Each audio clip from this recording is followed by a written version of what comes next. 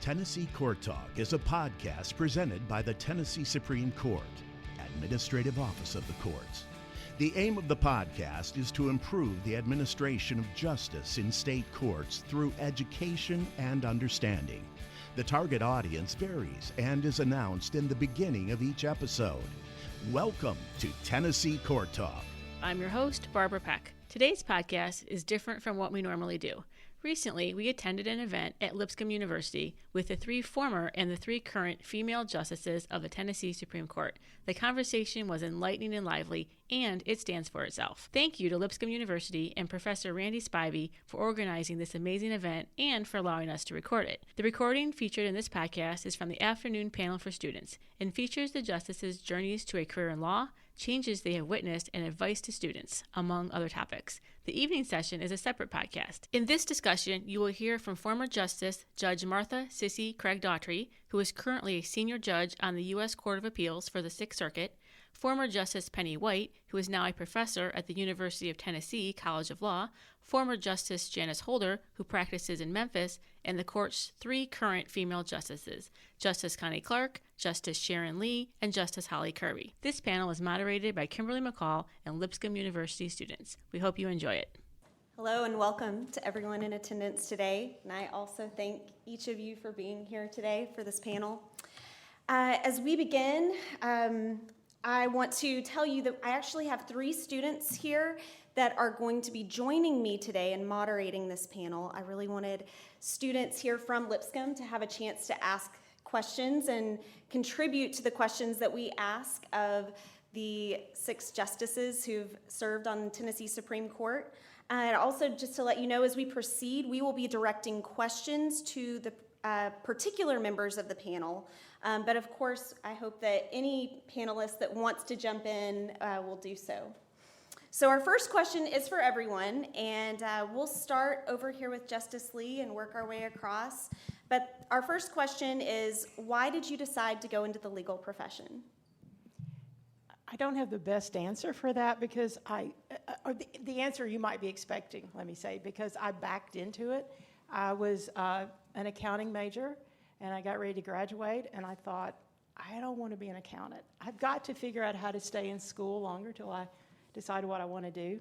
And I'd already been a pre-med major, and I hated hospitals and sick people and all that stuff. So I thought, maybe I'll go to law school. So I applied, I got in, my parents were very happy, so I got 3 more years in school. And I loved it, and I knew I'd made the right choice. But I sort of backed into it. It was not a lifelong ambition. Although I'd always enjoyed courts and lawyers. I grew up in a family with a lawyer, and my mom was a clerk in the court. So I'd been around courts mostly all my life. But I'd never seen any women lawyers, or certainly any women judges. So I don't think because I couldn't see it, I couldn't really believe it. So I think that's what held me back from pursuing that initially. So it's sort of a default position on my part. All right, Professor White. I share with Justice Lee the desire or the inability to be in the medical profession. And my mother wanted me to be a nurse. No one in my mother or father's family had ever gone to college, and they had fairly large families. So I knew I wanted to be a professional, but I knew nursing, I wasn't cut out. My green stropper and candy stropper days proved that. So I moved in the 8th grade to another school, very different, very lonely, and I had a coach who was a teacher. His name was Roger Herron, and I can't put the exact phrase on it, except that Roger Herron inspired me that if I wanted to be committed to public service, if I wanted to be a professional, I could do it, despite the fact that I'd never seen a lawyer or a judge. So I attribute a lot of it to him. And then, as uncredentialed as East Tennessee State University is, the faculty and administration of that university embraced me and suggested to me that I could do anything I wanted to do. So all of those undergraduate professors played a role in it as well. And I hate to admit, Perry Mason. If you've never heard of Perry Mason, go back and watch Perry Mason, because I was a real Perry Mason fan. Well, I was on track to become a history teacher, and I was studying history at Vanderbilt, and I was in my junior year in an honors program, 6 hours of honors work my junior year and 12 hours of honors work my senior year. And one of the courses I was taking at the time was a thing called historiography, which is sort of the philosophy of history and how history is written. And so for our topics, the themes that we had to write, the essays we had to write that semester, we picked slips of paper out of I think it was a shoebox. I do have a little trouble remembering, and the professor's gone, so that's the best I can say. And I opened up my little slip, and it said, what is the origin of the rule separate but equal? And instead of being up to my eyeballs in the Joint University Library, I took off for the law school, and it was pretty amazing. I was 20 or 21 years old. The place was full of men my age. I was unattached at the time. It looked like it might be interesting in this law library. Of course, by the time I got to law school, I was married, and sometime after my first year, I had a baby. We all married young back then. It's a phenomenon not known to anyone today. Anyway, when I found out that the professor who was my honors professor was going on sabbatical and wanted to turn me over to the Italian Renaissance man, I got to thinking a little more about what I had seen down there in the law library and how that whole thing had gone, because history, you start someplace and you move forward. And trying to figure out the doctrine of separate but equal, I went to the case, which dated to 1896, and went backwards, Plessy versus Ferguson, those of you who know the case. And instead of going forward, it went backward, and I thought that was pretty cool. And so I did some struggling to get my hours in order, and became a member of the last class that was able to start law school a year early. So I didn't spend 12 honor years studying Italian Renaissance. Instead, I went to law school.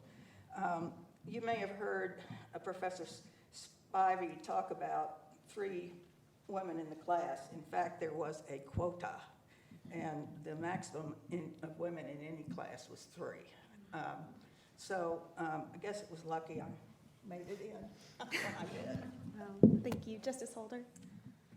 I think you're going to hear a theme going on here. I intended to be an experimental psychologist, and I even have a little publication that was as a joint publication when I was at the University of Pittsburgh.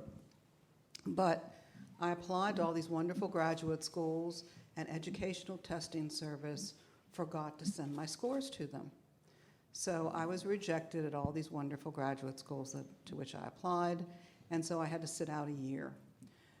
So as I was sitting out that year, I started rethinking my decision to be an experimental psychologist and decided that maybe that wasn't what I wanted to do, so I applied to the following: Pan American Airways to be a flight attendant, paralegal school in Philadelphia, University of Pittsburgh to get a degree, an advanced degree in French, for my teaching certificate as well. I applied to one law school, Duquesne, and I got accepted at everything I applied to. And so I decided, well, I might as well just try law school. And if I don't like it, then I just will do something else. And the whole year first year I was in law school, Pan American Airways called me and wanted to know if I was done with this and whether I was ready to come and work for them. So I ended up going to law school, and that's how I got there, and I didn't really like it that much. And the first semester when I got 1C+ in a course that I knew very well, and an A in a course I didn't know very well, I decided I would never look at my grades again. So I didn't until I graduated. And that was my illustrious legal career and at Duquesne Law School. Well, Justice Holder and everybody before me is right. I, too, was a defaulter. I did not grow up in a family of lawyers. I was the first person in my family to complete college. I always wanted to be a teacher. I'd never seen a woman lawyer, but I had gotten valuable support from teachers along the way.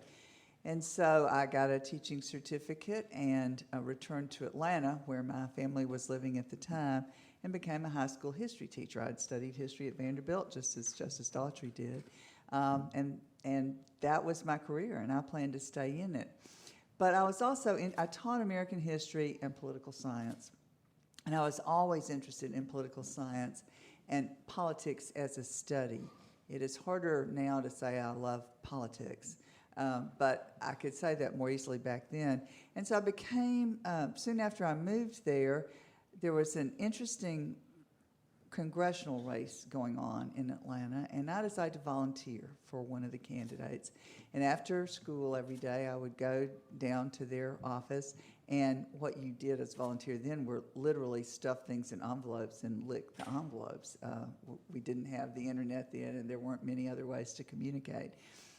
But what happened was the people who were running that campaign were young and idealistic. Some of them were preachers, and some of them were lawyers. And if you just sat in the room where they were talking and working, they would talk about how they hoped this candidate and what they were doing would change the world. And I bought into that concept and that ideal. It was exciting and it was exhilarating.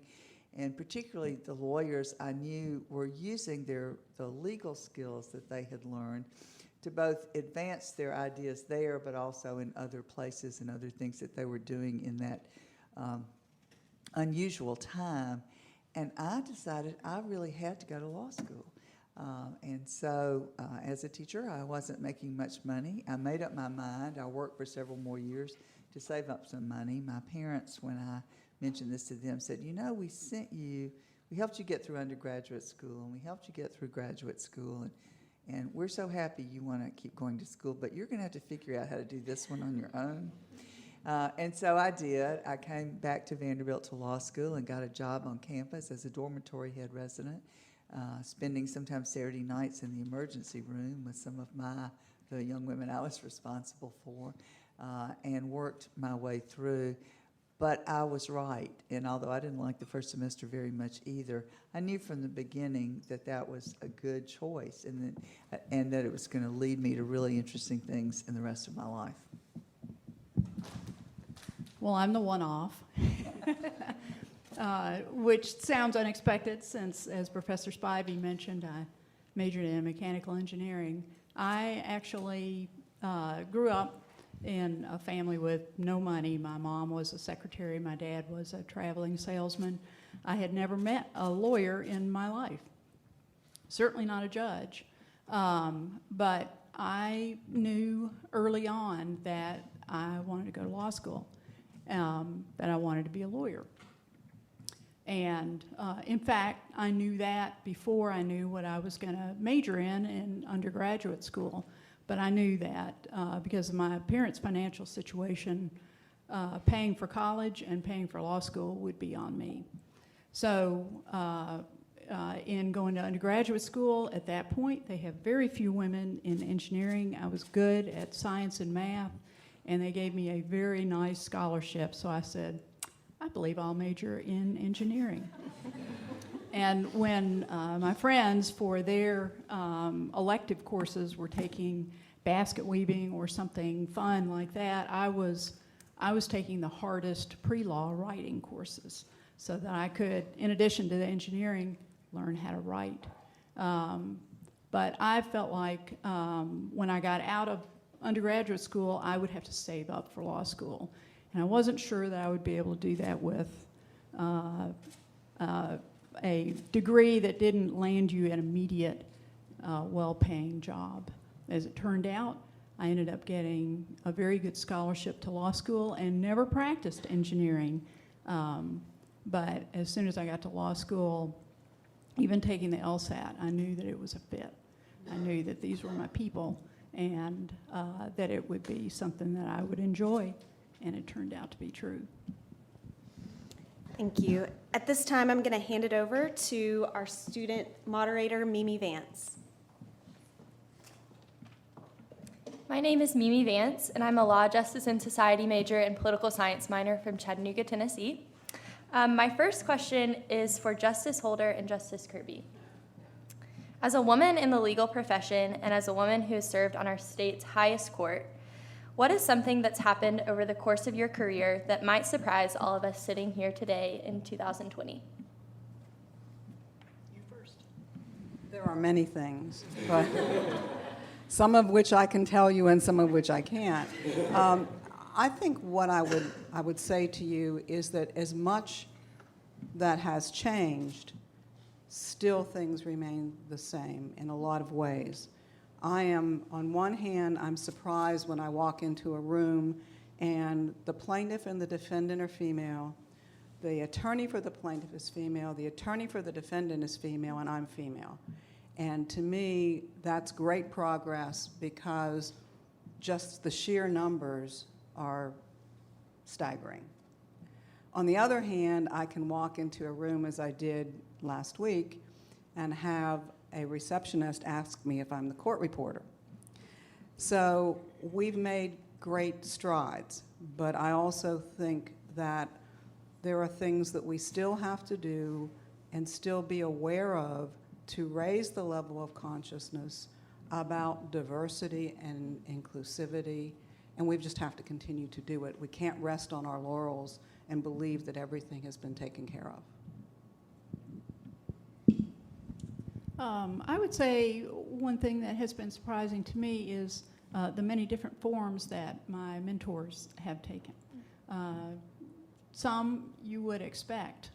One, a woman in Tennessee who is a pioneer, a giant on the legal landscape, Judge Julia Gibbons. But another, rather short Jewish lawyer who was a partner in my former law firm, Jeff Bibelman. Mentors come in many, many different sizes, and that includes men. So I want the women in this room to remember that there are good men out there, and they will support you along the way. Thank you. Our next question is for Professor White and Justice Holder. Looking back, have there been moments that you had to overcome certain fears or trepidation to press on into the next stage of your career? If so, how did you overcome those fears? Justice Holder. Okay. Yes, when I applied for the Supreme Court, I had to file a lawsuit to be considered. And that was like walking off a cliff because, and Justice White knows well the legal history behind all of it, but at a time after the retention election that Justice White was involved in, there was a special Supreme Court, and the special Supreme Court opined somewhere along the way, as some of us had already applied for the position, that seat could only be filled by people from East Tennessee. And so the same person who is Justice Kirby's mentor, Jeff Bibelman, filed a lawsuit for me challenging that decision. So he's also my mentor. Yeah. But that was, I remember when we did it, and I remember thinking, I don't know what I've done, I don't know what I'm getting into, but it felt very, very strange. And he went on to be successful in this position, and I was allowed to apply from the West, and I was ultimately chosen by the governor.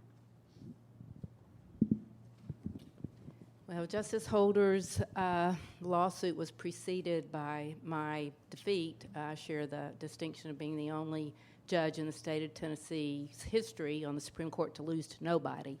In other words, the public preferred anything but me, okay? So that's how I got kicked off the Supreme Court. So yes, the question is, have I had to overcome fears? My reaction to that was to decide I never wanted to step foot inside another courtroom and represent another client for fear that the anger and hatred that had been extended to me would hurt my clients. And so I hate to admit it, but the first thing I did was leave the state. And I did that. I had the grace of God and mentors who got me teaching positions at a top 10 law school, and then at 2 not top 10 law schools, but I taught in Virginia, West Virginia, and Colorado. So I moved on, I guess is one way to say it, and I got some distance. So I guess one way to express how to react to fears, I got some distance from it and tried to acquire some objectivity. But I think rather than using that inarticulate way to express it, I would like to borrow from Pat Summitt and say the best way I know is to stare fear in the face, but also left foot, right foot, breathe. Just take one tiny little baby step at a time until you can take a larger step. And so that is basically the way that I feel that I managed to survive what was a really public and horrific public and personal loss. I have to say something about Please. that. That was really tragic and completely undeserved. And there is a story behind it, and it was a story that just was not fair at all. I mean, it was fabricated, it was manufactured, it was pretty terrible. And those of us who knew Penny, loved Penny, many of us felt really sad about it, and then the rest of us felt mad as hell about the whole thing. And it sort of, I knew about this question about have I had to overcome fears. The thing that I had to deal with for so many years, probably 2 decades, wasn't fear but anger. And that's really difficult. And what happened to you didn't help. And you have to say that. Thank you all so much. Now I'm happy to pass the podium to my fellow student moderator, May Hartness. Hello, my name is May Hartness, and I'm a junior law, justice, and society major with an urban studies minor from Chattanooga, Tennessee. So this next question is for Justice White and Justice Lee. How do you think the Me Too movement and other similar movements have affected or are affecting the legal profession?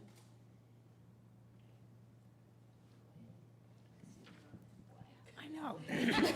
That's what I was just thinking. I had really great answers for all the rest, but this one I didn't. I think there's a greater awareness of boundaries because of the Me Too movement. I don't know how long that will last.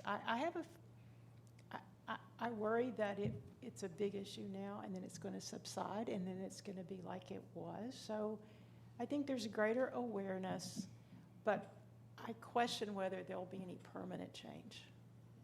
You're nodding, Judge Daughtry. Do you agree with that? No, I'm just sorry about that. Yeah, I know. I'm angry about that too. Yeah, it is a very, when you hear the stories, it's very unfortunate. I know, as a young lawyer, I think because I was the only woman in my area, I tried really hard to fit in, and you just kind of kept your head down. You tried not to create drama, and there were some comments made to me, and I just sort of ignored them.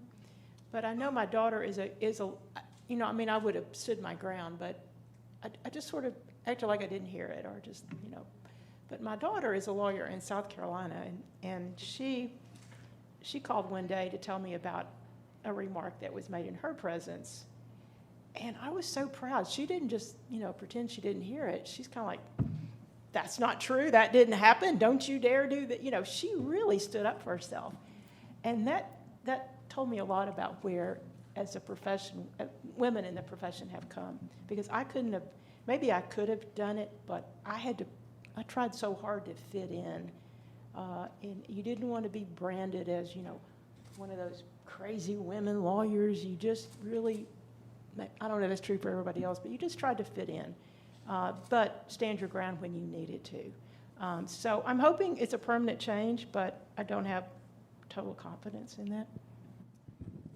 As I thought about it, I was just going to say that the profession is just a smaller segment of society, and so the impact is reflective of that in some way. And I don't want to be one of those people who changes the question, so I have a more interesting response. But I unfortunately have seen some things as a professor still, I mean, in 2020 and 2019, that causes me concern in the profession, still the treatment of women, but more prominently, the treatment of minorities and in particular Hispanics and people of color. I've had students stopped and mistreated lawyers because of how they looked. I've got my best friend is an African American woman who, when she goes to a jail in a neighboring county, still has to deal with racial prejudices. So, so I love the fact that Me Too has brought attention to one level of horrific discrimination in our society, but there are so many still unequal treatments, still people who think that separate but equal is a way of life. So I think the better response would be, let's hope that the legal profession continues to mount challenges, and that's one positive thing I would take from the Me Too movement, that lawyers are now more likely to take a case that they might otherwise not have been, only because of it might have been too financially difficult to succeed. So maybe that's opening the eyes of jurors, judges, and business leaders. Thank you so much. Our next question is for Judge Daughtry and Justice Clark. One of the great fractures in the women's suffrage movement was a disconnect between the white women's suffrage movement and the African American women's suffrage movement. We also recognize that still today, 100 years later, the Tennessee Supreme Court, as well as the United States Supreme Court, has not had an African American woman appointed to it. Would you like to comment? Go ahead. Well, I certainly would like to comment, and I could probably comment for a long time. And I really hear you asking two questions, so in very brief fashion, I'll try to address each one. There is no doubt that the history of the women's suffrage movement contains conflicts, political and otherwise.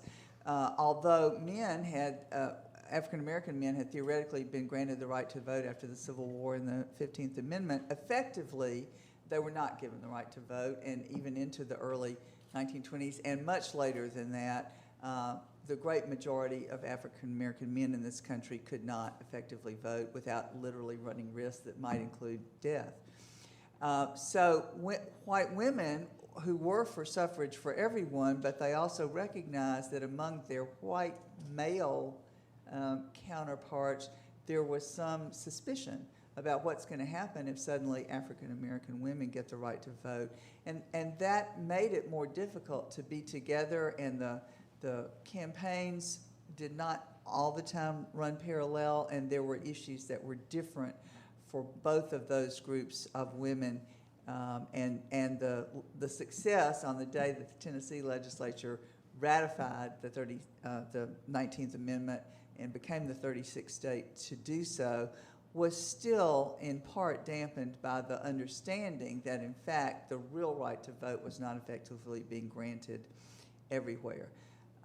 That's a problem, and it has improved, but it's still a problem today. But coming back to now and to looking at the fact that there has not yet been an African American woman serve on the Supreme Court, that's true. There was not an African American woman serving in a trial court level or above anywhere until 1994, which may seem a long time ago to you all who are younger, but does not seem very long ago to me. And we've had 6 women serve on the Tennessee Supreme Court starting in 1990, but remember our state was formed in 1796. We've had 2 African American men. One was appointed in 1980, but didn't actually win his election. And the other was appointed in 1993 and served with distinction, including a term as Chief Justice, and that was Justice A.A. Birch, Jr., until his retirement in 2006. But those numbers, too, don't reflect the actual diversity of our state. We talk a lot whenever it's the current court or any group of these women, and we've never done this as six before, but we've done it together in other settings. We talk a lot about the importance of diversity on the court, diversity of all kinds, where you come from in Tennessee or other states, where you grew up, the kind of schools that you went to, all of the practices, the practice that you've had, and all of those things, and all of those are important, and they certainly include gender diversity. But they also include ethnic and racial diversity, and we don't have that now, and we don't have that, have not had that yet, even in the same numbers that we've experienced in women coming to the court. So I think all of us should be ashamed of that and worried about that, and do what we can and encourage those. In Tennessee currently there's a selection commission who considers candidates, and it's the governor who appoints out of term, and that's usually the way appellate judges get selected. We've got to encourage the importance of diversity of all kinds. My goal is, it should be, to get to the point where I can't remember the numbers anymore, because we are thoroughly diverse. And we're certainly not going to, when I retire, it shouldn't automatically be another Caucasian woman of my age who gets selected. It might be somebody from a different place in the state, a different age, and a lot of different kinds of background. But we also have to continue to look so that when the five of us current justices sit together, we look like the state of Tennessee. Thank you. Well, I come from a day and age when it was possible to be, if you were female, the only woman in a room of white men, or if you were an African American man, the only person of color in a room full of white men. So it is not perfect, and more needs to be done, but I can look around here and tell you that that progress has been made. The problem with the suffrage movement was they needed 36 states, and at the point where the rubber hit the road, there were 35 states that had ratified, 2 that hadn't voted, and that was Tennessee and North Carolina, and the rest had rejected the 19th Amendment. And most of those rejections were south of here, and the anti-suffragists came up with a way they thought they could keep Tennessee and North Carolina from ratifying, and that was to say, save the South. So there were banners all over by anti-suffragists who were also segregationists and had deep and abiding racial animus, and that was it was an attempt to poison the whole thing by coming up with this Save the South business. Fortunately, Tennessee didn't fall for that. It's really a story. It almost didn't happen. I guess you all know about Harry Byrne, who ended up changing his vote because his mama wrote him a letter saying he'd be a good boy. I mean, how close to failure did we come? It was one vote. And I love to talk to people about that occurrence, because if you ever think that one person can't make a difference, think of Harry Byrne, because it's an outrageously wonderful story. Thank you both so much. Our next question is for Justice Lee and Justice Kirby. How do you care for yourself outside of work?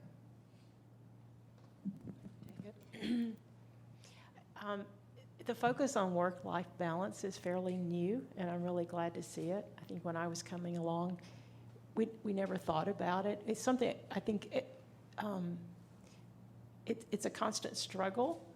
I don't think it's something you just get your life in balance and then you just forget about it. It's an everyday thing. The best analogy I can give for that is think of your life as a 4-burner stove, the gas burners. One is you, One is your career, one's your family, one's your friends. And it's really important to keep all 4 burners on and burning, but not outrageously, burning on high. And so at some points your career is going to be way, way high, and you're going to shut down yourself or your family or your friends. But it's just important to always sort of put that in your mind and try to visualize your stove and see if all your eyes are burning at an appropriate level. I think the way I do that is, one, to be aware of the need for work-life balance. Stay connected with family. Nothing will humble you more than your kids saying, "Why isn't dinner ready?" or "Why is this burned?" or "Why don't I have clean clothes?" That will, when you're in court all day and everybody's "Your Honor," and then you go home and you're just a mess with things. That brings you down to real life.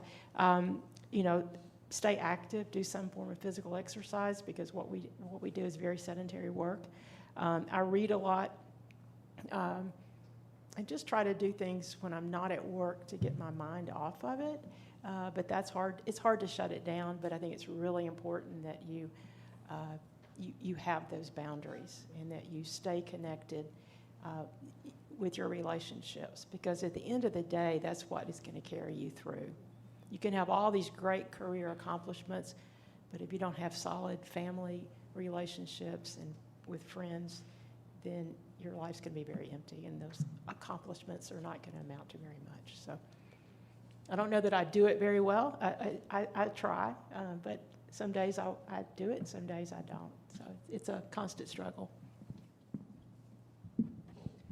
I don't know that I've been the best role model in that sense until pretty recently. When I was appointed to the Court of Appeals, I was a mother of young children, and for much of the time on the Court of Appeals, I was a single mother, so there was not a lot of work-life balance. But to Justice Lee's point, I did find that even though children are demanding, when I wasn't actually doing judging work, one replenished me for the other. I was so glad to be at work and be away from the demands of my children for a while, but then when I came home, I couldn't wait to see them. And loved the mothering part of what I did, but then when it was time to go to work, I was replenished, and it felt great to do that. Doing things that are completely away from work, whether it's recreational or not, is good for the soul and balancing in and of itself. Now I'm more purposeful about it. My children are grown, and I'm able to better focus on myself, on taking care of my body, on purposefully, methodically keeping in touch with friends and with family.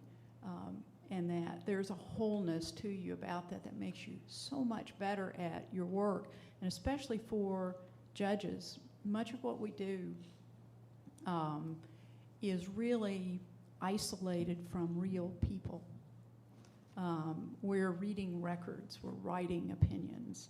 So it's much more important to have a full life and to have a full range of friends and family and life experiences that you bring to those cases, so that the cases don't become legal problems. They are real people, and you've encountered things in your life that you bring to those cases, and a wisdom that doesn't come to anybody who is a workaholic and only focuses on their work. Thank you. Thank you all so much. It's now my pleasure to pass the podium off to my friend and fellow student, Jayla.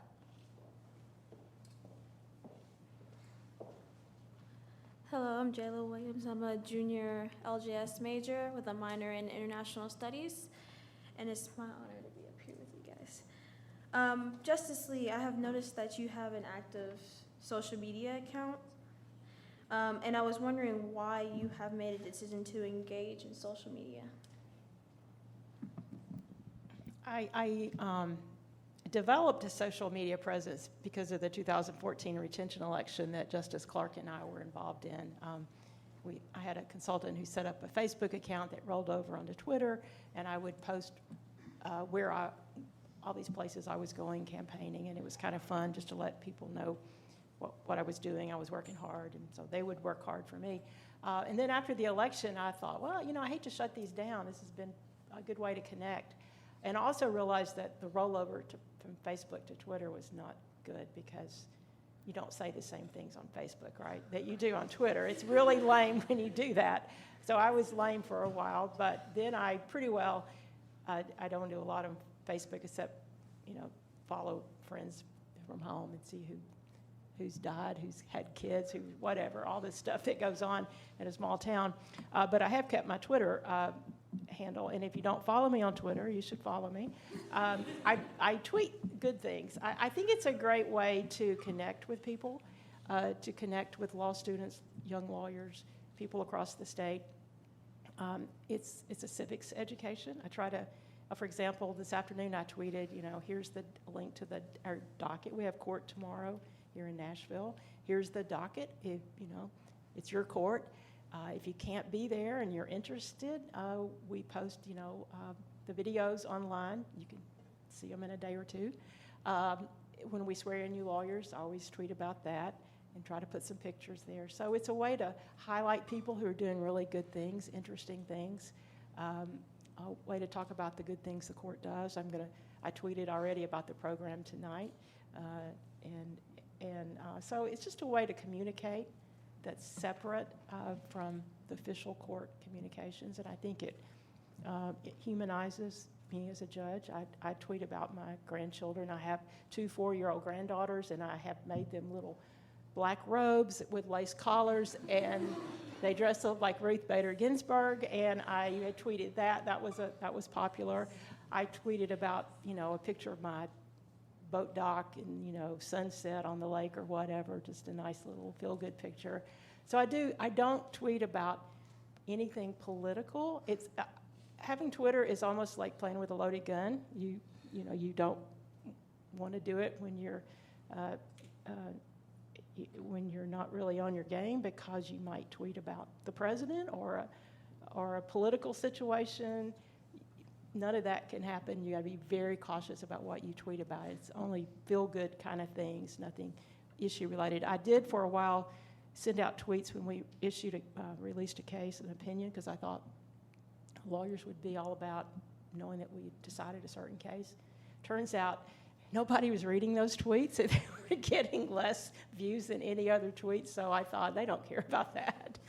They're looking elsewhere for that information. So it's just sort of a fun thing, something I have fun with. How many followers do you have? Well, after today, I'm going to have a lot more, I'm pretty sure, but I only have about close to 1,900, so I'm not a big thing at Twitter, but I'm building on it. So, confession time. I have never tweeted in my life.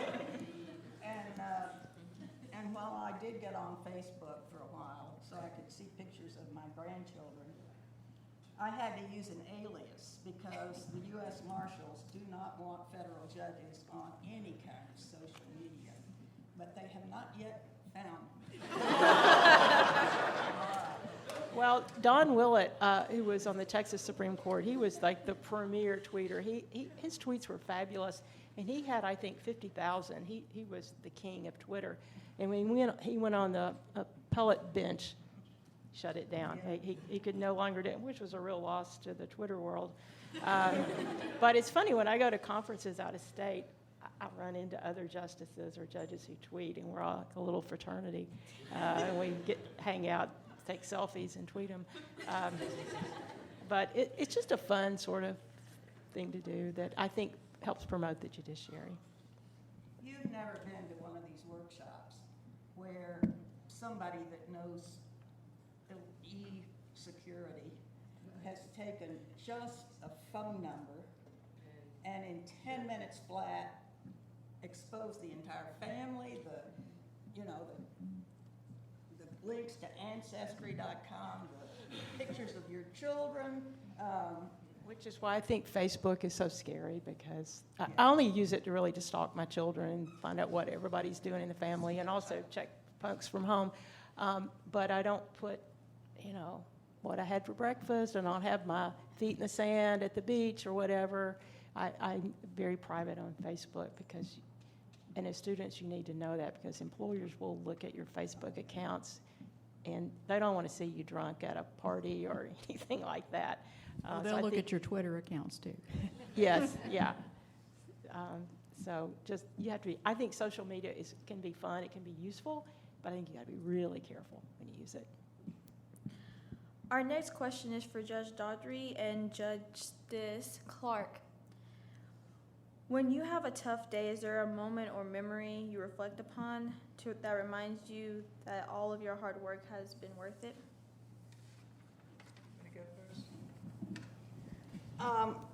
Somebody asked me, sat in my office earlier this morning and asked me when and why I became a feminist.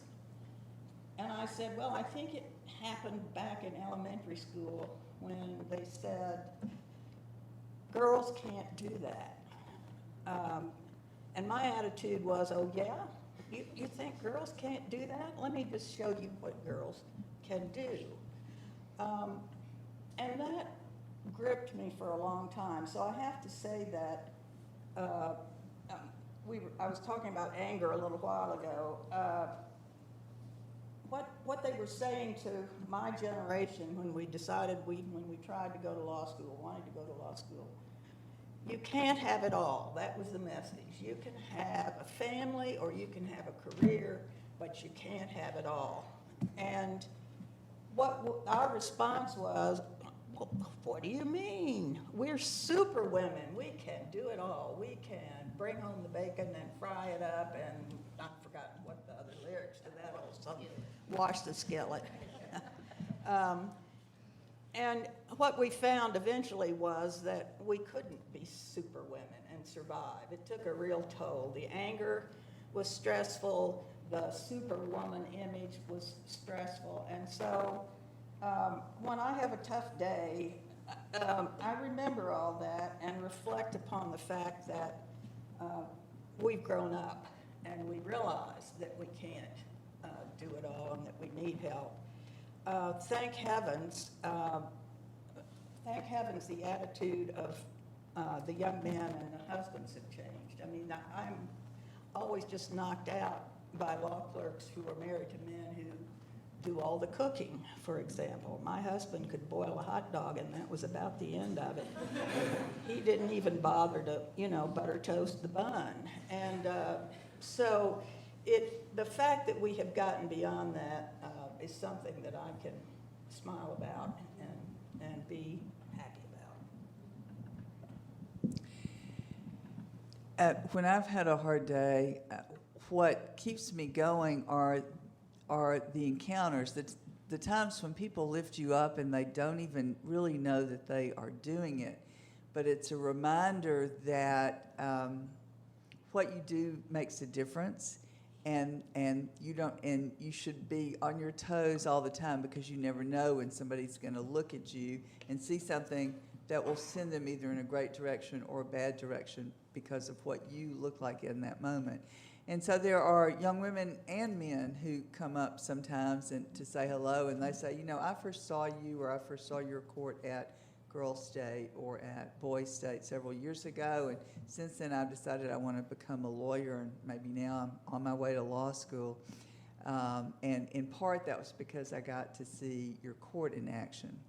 With apologies to my friends up here, because most of them have heard me tell this story probably more than once, but Professor McCall did suggest to me that there's a story she heard once that had an effect, and so I'll go back to that one. It's an early occasion. I was first, before I came to the Supreme Court, I was a trial court judge in a 4-county judicial district in Tennessee, starting in 1989. And one of the counties was the county I lived in, Williamson, which is just south of here, and then 3 more much rural counties, more rural, Hickman, Lewis, and Perry County. There had never been a woman lawyer in those counties. There certainly had never been a woman judge. I was the first trial judge in those counties. And many people said to me, you're probably going to have a hard time. They are harder than in Williamson County, where there already are women lawyers and there is a woman general sessions judge, and people are more accustomed to that. So very early in my career, I was conducting a trial in Hickman County. It wasn't the very first, but it was one of the first. And people appeared for jury duty, and they got called and put into the box and asked questions, and then the lawyers get to decide whether they stay or go. And there was a particular woman who was called up, and it was clear she did not want to be a juror. And you can tell that sometimes about people, male, female, and others. They will give you too many excuses. I can't really do it because I have this. One of her excuses was, it was probably true, but I have a daughter in school, and I don't really have child care for her after school, and I would have to make special arrangements, and I don't like to judge people, and I'm not sure if I could, make a hard decision. Many different excuses. And it became clear to me that she wasn't going to be fair to the parties if she were forced to be on a jury, but that also if I just excused her, if I let her go, or if others were going to see that as unfair, because others had some hardships too, but they were not asserting them, and they were agreeable to staying on the jury if they were selected. So eventually we got to the point where it was time to decide, and what I finally said to her is, I understand your concerns about serving on jury duty, particularly your concerns about making a tough decision in this case, and so forth. And so I'm not going to require you to actually become a sworn member of this jury, but you do have to complete your service in some way. And so what I'm going to require is that you stay with us today while the trial is going on. You may sit in the back of the courtroom, and you'll get the same breaks the jurors do for lunch and so forth. And when this trial is over, whether it's today or tomorrow, they will be excused and you will be excused, and you will have given us the service that we require, but it will not require you to make these decisions that you're concerned about. I could tell that made her very upset. She was not happy about that at all. And it was, the rest of the day she harumphed when she had to stand up or sit down, and she obviously wasn't having a good time. And when the day was finally over, the case was over, I dismissed the jurors and said to her, you're free to go to. She made a lot of noise gathering up her stuff and walking out. And I knew that I had not made a friend that day. And as a brand new newbie who was going to have to run for this job in less than a year, I had no idea who she was. But what if she's the wife of some important person? What if she herself is important somehow in this community and will control all the votes, and I've made the worst enemy in the world the first day I've been here. Well, the next morning we had another case, and so the remaining jurors who had not yet served came in, and we started the same process over again, and I observed her shortly after court begun walk into the back of the room and sit down, and she had a little girl with her who was about 10 years old, and they just sat there and they just sort of watched what we did. We finished selecting the jury and took a break, and the jury left the room, and I couldn't help it anymore. I had worried all day about what she was doing there and whether she was going to accost me or whatever. And so I said to her, Ms. Smith, do you mind coming up here for a moment? And she came up to the bench, and it was just the two of us talking. And I said, I know that you did not have a good experience yesterday, and I hope you understood that from my point of view, you completed your service. You're not required to be here today. But I'm just curious about why you came back. And she said, no, I didn't really like you, and I thought you were being kind of high-handed. But when you forced me to sit here the rest of the day, which I didn't like either. But as I did that, I had to watch you. And what I discovered was I thought you were doing a pretty good job of telling those men what to do when they needed to, and managing things and trying to be fair to both sides. And so I went home last night and told my husband and my little girl, I want to go back tomorrow, and I want to take my daughter, and I want her to see, and she said, in this community we don't have many women that are in charge of anything, and I wanted her to see that a woman could be in charge of something and could do that well, and that meant maybe she could grow up and have more opportunities and do more things. that she wanted to do. And that story stays with me, and it's still emotional for me after 30 years, because that made a difference to that woman, to that little girl. I never saw them again. But if what we do still stands out because of who we are, whoever we are, and if doing something well means that someone else, it could be a little boy, a little girl, somebody who is a different color from me, somebody who's a different ethnicity from me, but if the accomplishments of one person can inspire any other one person to think I can go farther and I can do better, that's a really important thing. All right, at this time, I'm glad to hand it back over to Ms. McCall. All right, as we wrap up, we have one last question. This question is for all of our panelists again.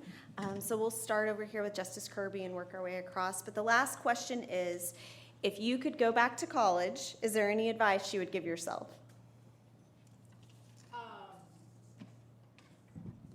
I would have more fun. I worked my butt off in college, and I would say, just chill. It'll be all right. And I would say experience everything. Don't skip classes and stay in the bed because you're tired. I did well in college, but there are so many times when I could have done more. I could have read more. I could have explored things more. Today I will come across a topic that I may have studied and I don't remember, or I maybe never learned the basics that I should have. And I'm thinking, I had an opportunity to learn that better earlier, and I skipped over it because I thought I could get away with that. And what I wouldn't give today sometimes for the uninterrupted pleasure of taking a class, going deep into a topic. And so, yes, have fun. And yes, understand that's the part of your life when you get to explore. Explore classes, explore extracurricular activities. Don't think about what has to go on your resume, but think about rounding out your life. You may never get that chance in the same way again. I would like to say something profound, but I'm not going to, because I had a great time in college. I had a wonderful time. I did all the things I wanted to do. I studied. I got good grades. I went and studied in France for a period of time, learned the French language, graduated at the top of my class at the University of Pittsburgh, drank beer. I mean, I really had a good time. So if I would not have any advice for myself, I would do exactly the same thing I did there.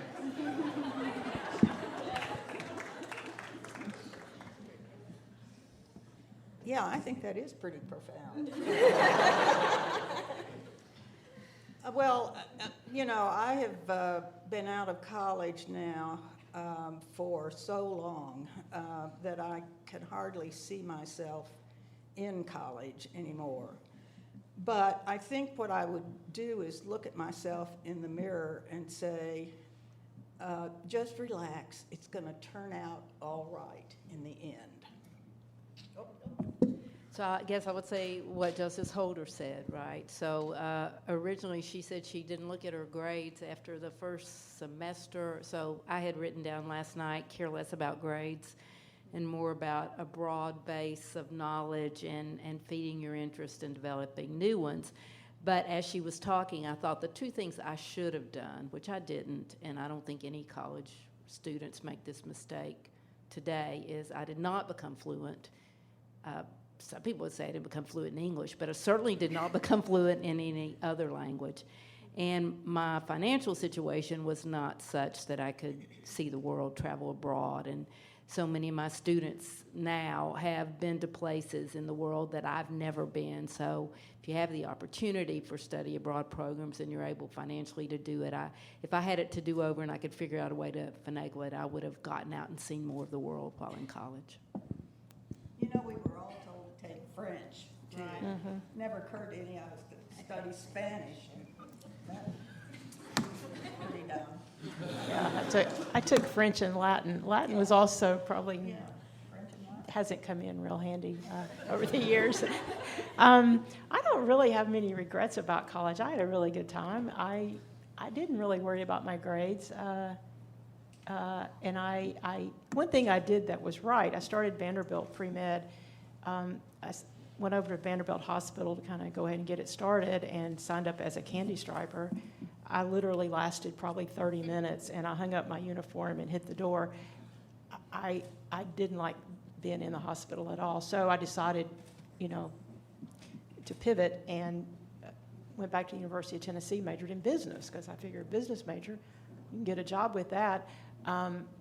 And I was an accounting major, so everything was very black and white. And I did not have a real interest in the broad liberal arts education that Vanderbilt had offered. I thought I needed more specific background. And in hindsight, that I wish I had taken taken a philosophy class, taken more history. I wish I had a broader liberal arts background because I'm playing sort of catch up on that now. I read a lot of history, and I find that very interesting. Back when I was in college, not so much. I feel like there needed to be a purpose for what I was doing, and I didn't see the purpose in those liberal arts classes, and I think that was a mistake. Thank you again to each of our distinguished panelists for your willingness to share your stories with the students here this afternoon, as well as with everyone who will be attending this evening. Also, I'd like to thank our student moderators for your questions and participation.